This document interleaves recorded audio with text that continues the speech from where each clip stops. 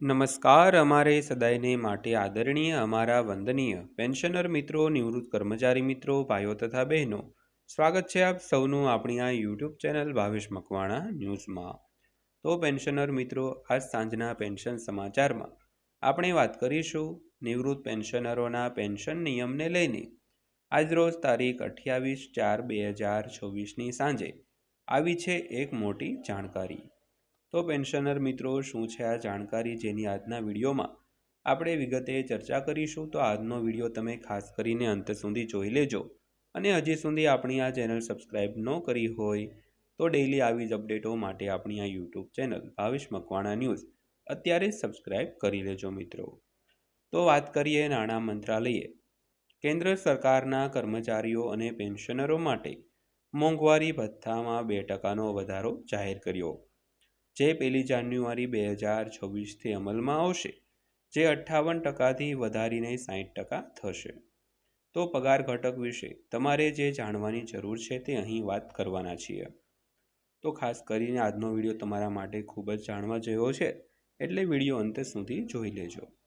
તો નાણાં મંત્રાલયે ગયા અઠવાડિયે કેન્દ્ર સરકારના કર્મચારીઓ અને પેન્શનરો માટે મોંઘવારી ભથ્થા એટલે કે ડીએમાં 2%નો વધારો કરવાની જાહેરાત કરી હતી, જે 1 જાન્યુઆરી 2024થી અમલમાં આવશે. તો આનાથી મૂળ પગારમાં ડીએ ઘટક 58%થી વધીને 60% થશે. તો ડીએ અથવા તો મોંઘવારી રાહત એટલે કે ડીઆર એ કર્મચારીઓના મૂળ પગારનો એક ટકાવારી છે, જે ખાસ કરીને વધેલા ખર્ચ જીવનને ઘટાડવામાં મદદ કરવા માટે બનાવવામાં આવે છે. તો વધેલા ડીએ કર્મચારીઓને વધુ ઘરે લઈ જવાનો પગાર આપે છે, જે વધતા દૈનિક ખર્ચને પરિવારોને અસર કરે છે, તેથી થોડી રાહત પણ આપે છે મિત્રો. તો સામાન્ય રીતે all India consumer price index એટલે કે એઆઈસીપીઆઈ દ્વારા દર 6 મહિને સુધારેલ આ ભથ્થું ફુગાવાના વધઘટને પ્રતિબિંબિત કરવા માટે રચાયેલ છે. તો નવી જાહેરાતો સામાન્ય રીતે માર્ચ અને ઓક્ટોબરની શરૂઆતમાં થાય છે અને 1 જુલાઈ અને 1 જાન્યુઆરીથી અમલમાં આવતું હોય છે. ત્યારબાદ વાત કરીએ તો શું મોંઘવારી ભથ્થું આવકવેરાને આધીન છે? તો પગારદાર કર્મચારી માટે ડીએ સંપૂર્ણ રીતે આવકવેરાને આધીન છે. તો આવકવેરા નિયમો અનુસાર કરદાતાઓના આઈટી રિટર્નમાં ડીએ ઘટક અલગથી દર્શાવવો જરૂરી છે. ત્યારબાદ જોઈએ તો મોંઘવારી ભથ્થામાં વધારાથી કોને ફાયદો થાય છે? તો સંરક્ષણ કર્મચારીઓ સહિત 50 લાખ જેટલા કેન્દ્ર સરકારના કર્મચારીઓને સંરક્ષણ નિવૃત્ત સૈનિકો સહિત લગભગ 65 લાખ નિવૃત્ત કેન્દ્ર સરકારના પેન્શનરોને ડીએ ઘટકના વધારાનો લાભ મળે છે. તો નોંધનીય છે કે કર્મચારીઓના 18 સ્તર છે અને વ્યક્તિગત વધારો કર્મચારી અથવા પેન્શન ધારકના સ્તર પર આધાર રાખે છે, કારણ કે આ કર્મચારીઓનો મૂળ પગાર સ્તરથી અલગ અલગ હોય છે મિત્રો. ત્યારબાદ જોઈએ તો શું મોંઘવારી ભથ્થું સીટીસીનો ભાગ છે? તો ડીએ એ કર્મચારીઓના કોસ્ટ ટુ કંપની એટલે કે સીટીસીનો ભાગ છે અને તે કેન્દ્ર સરકારના કર્મચારીઓના માસિક પગારના ભાગરૂપે જમા કરાવવામાં આવે છે. તો મંત્રાલયના જણાવ્યા મુજબ 50 પૈસા અને તેથી વધુના અપૂર્ણાંકને સમાવિષ્ટ ડીએને કારણે ચૂકવણી આગામી જે ઊંચા રૂપિયામાં રાઉન્ડ ઓફ કરી શકાય છે અને 50 પૈસાથી ઓછા અપૂર્ણાંકને અવગણી શકાય છે મિત્રો.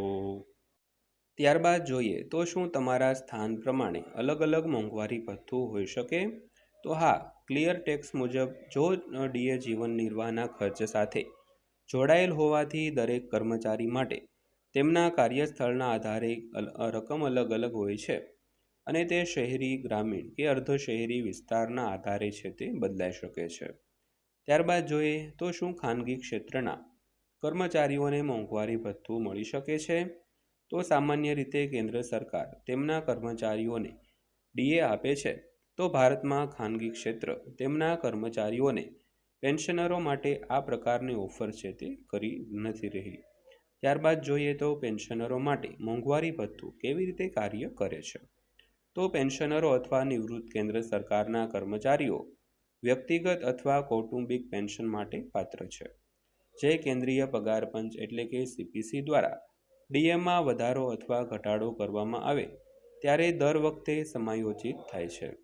જે જીવન નિર્વાહના ખર્ચની ગણતરીને આધારે હોય છે મિત્રો. તો મોટાભાગે પેન્શનરોને ફરીથી રોજગાર મળે ત્યારે ડીએ મળી શકતો નથી, જ્યારે છેલ્લી વખત લીધેલી ચૂકવણી ગણતરી માટે માન્ય હોય છે અને ક્લિયર ટેક્સ મુજબ ચૂકવણી સમય સ્કેલ અથવા નિશ્ચિત પગાર પર આપવામાં આવતો હોય છે. ત્યારબાદ જોઈએ તો 8મું પગાર પંચ શું છે.